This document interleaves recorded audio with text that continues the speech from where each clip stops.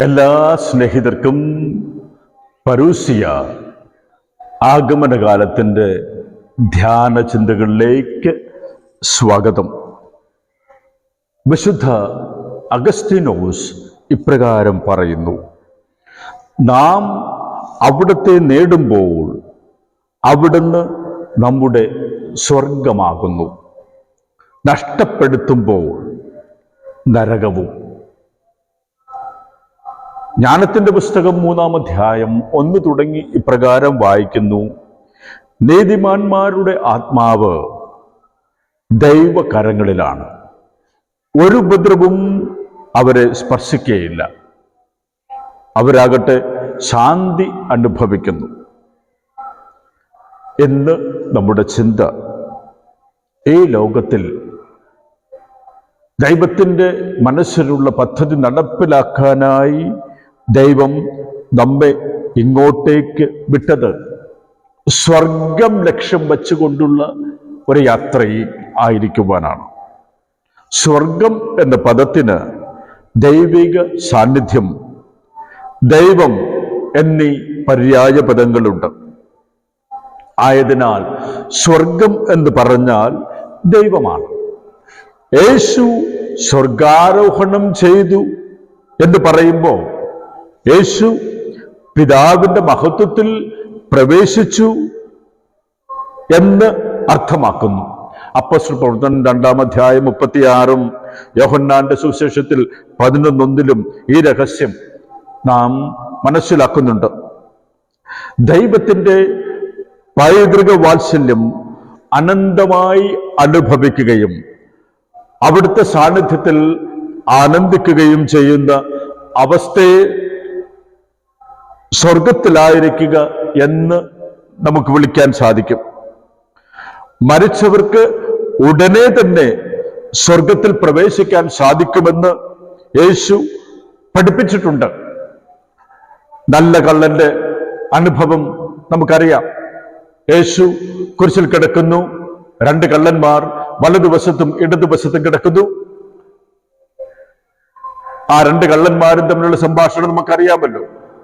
ഇടതുവശത്തുള്ള കള്ളൻ പറയുന്നുണ്ട്: നീ ദൈവമല്ലേ, നിന്നെ ഞങ്ങളെ രക്ഷിക്കുക. അത് കേട്ടിട്ട് വലതുവശത്ത് കിടക്കുന്ന കള്ളൻ പറയുന്നത് എപ്രകാരമാണെന്ന് നമുക്കറിയാം. നീ എന്താണ് ഈ പറയുന്നത്? നാം അർഹിക്കുന്ന ശിക്ഷയാണ്, എന്നാൽ ഈ മനുഷ്യനോ അർഹിക്കാത്ത നന്മ മാത്രം ചെയ്യുന്ന ആ മനുഷ്യനെയാണ് നീ ഇങ്ങനെയൊക്കെ പറയുന്നത്. എന്നിട്ട് ആ സഹോദരൻ ഒരു വാക്യം തൻ്റെ കൂടെ, തൻ്റെ അടുത്ത് കുരിശിൽ കിടക്കുന്ന യേശുവിനെ നോക്കി പറയുന്നുണ്ട്: കർത്താവേ, നീ നിന്റെ പറുദീസയിലെത്തുമ്പോ, നിന്റെ സ്വർഗത്തിലേക്ക് എത്തുമ്പോ എന്നെ കൂടെ സ്വീകരിക്കണമേ. കർത്താവ് ആ മനുഷ്യനോട് പറയുന്ന വാക്യം വളരെ അർത്ഥവത്താണ്.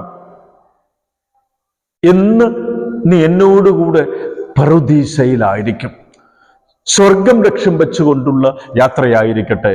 ഈ അടുത്ത ദിവസം നമ്മുടെ തിരുവനന്തപുരം അതിരൂപതയിലെ ഒരു പള്ളിയിലേക്ക് കർത്താവ് എന്നെ കൊണ്ടുപോയി. ഒരു പുതുതായി നിർമ്മിച്ച ഒരു പള്ളി. ആ പള്ളിയുടെ പേര് തന്നെ സെയിന്റ് ഡിസ്മാസ് ചർച്ച് എന്നാണ്. അങ്ങനെയാണ് ഞാൻ ഈ വലതുവശത്ത് കിടന്ന കള്ളന്റെ പേര് ഇതര ബൈബിൾ ഗ്രന്ഥങ്ങളിലൂടെ കടന്നുപോയപ്പോ, പ്രത്യേകിച്ച് നിക്കോദെമോസ് എഴുതിയ ഒരു സുവിശേഷം, ആ സുവിശേഷത്തിൽ ഈ വലതുവശത്ത് കിടന്ന കള്ളന്റെ പേര് പരാമർശിക്കുന്നുണ്ട്. അങ്ങനെ സെയിന്റ് ഡിസ്മാസ് എന്ന രീതിയിൽ ഞാൻ പോയി നോക്കിയപ്പോഴാണ് ഈ ഡിസ്മാസിനെ വിശുദ്ധനാക്കിയ ദൈവത്തിന്റെ, സ്വർഗത്തിന്റെ അവകാശിയാക്കിയ ദൈവത്തിന്റെ വാക്കുകൾ: എന്ന് നീ എന്നോടുകൂടെ പറുദീസയിലായിരിക്കും. അതെ, ഈ ലോകത്ത് ജീവിക്കുന്ന നമുക്ക് പറുദീസ, സ്വർഗം, സ്വർഗത്തിന്റെ അവകാശിയായി, സ്വർഗരാജ്യത്തിന്റെ അവകാശിയായി മാറാൻ നമുക്ക് നമ്മുടെ ഈ ലോക ജീവിതത്തെ ക്രമീകരിക്കാം. മരണാനന്തര ജീവിതം, എനിക്കൊന്നും ലഭിക്കുന്നില്ല, എനിക്കൊന്നും പ്രശ്നമില്ല എന്ന് എപ്പിക്യൂറിയൻസ് പറയും. Eat and make merry because tomorrow you are going to die.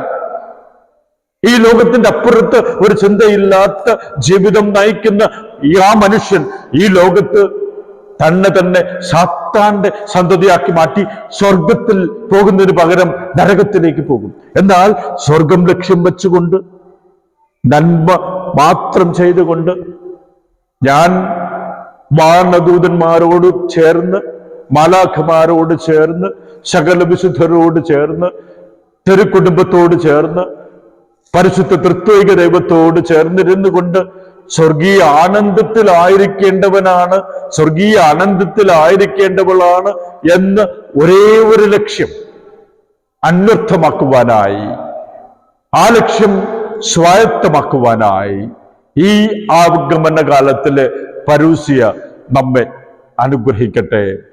അതിനായി നമ്മുടെ ഓരോ നിമിഷത്തെയും ചുവടുവയ്പ്പുകൾ ആ ആഗതനാകുന്ന ചക്രവർത്തിയെ സ്വീകരിക്കുവാൻ ഒരുക്കമായി തീരട്ടെ.